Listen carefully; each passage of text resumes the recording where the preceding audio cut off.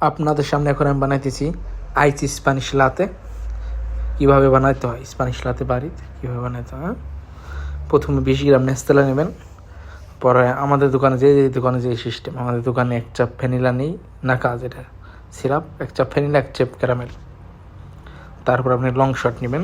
এটা ঠান্ডা কফিতে লং শট সবাই নেয়, সব দোকানে নেয়, 60 গ্রাম থেকে 70 গ্রাম নামে। তারপর এটা মিক্স করে নেবেন, লং শটটা মিক্স করে নিতে হবে। যে নেস্তেলা সিরাপের হাতে মিক্স করে না নিলে কফিটা মিক্স হবে না। মিক্স করার পরে আপনারা দেবেন হলো